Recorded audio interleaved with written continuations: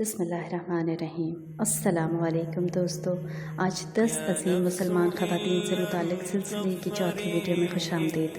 दोस्तों, नेक लोगों का जिक्र करते और सुनते रहा कीजिए, क्योंकि इससे हमें उनकी सीरत के बारे में जानने का मौका मिलता है, जो हमारी अपनी सीरत की इस्लाह का सबब बनता है।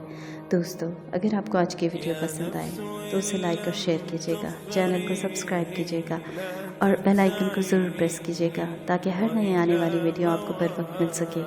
दोस्तों, आज हम जिन अजीम खातून का जिक्र करेंगे वो हैं हज़रत सैयदा आमना रज़ियल्लाहु ताला अन्हा।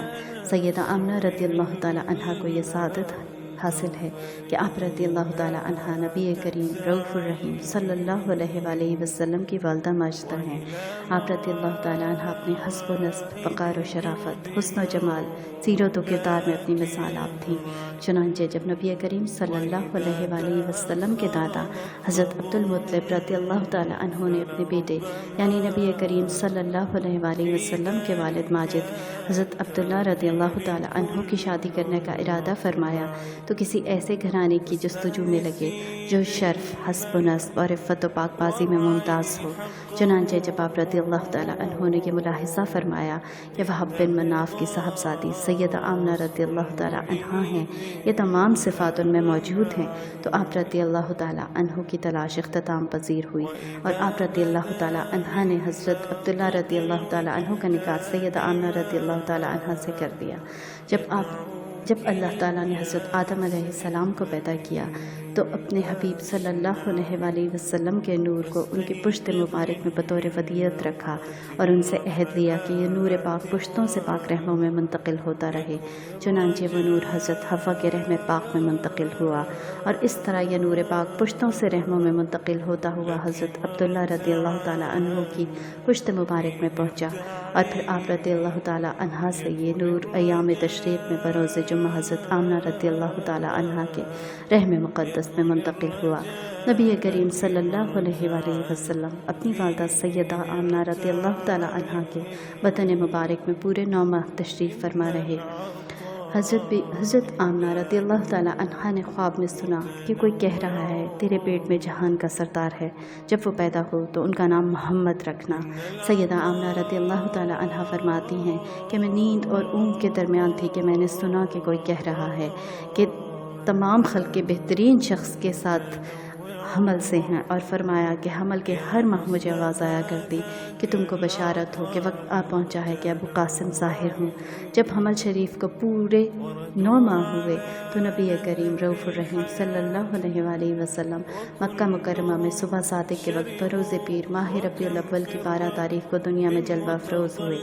सैयदा आमना रज़ियल्लाहु ताला अन्हा फरमाती हैं कि रहमत आलम सल्लल्लाहु अलैहि वसल्लम की जिस रात विलादत बासादत हुई, मैंने एक नूर देखा जिसकी रोशनी में शाम के महलात जगमगा उठे, यहाँ तक कि मैं उनको देख रही थी।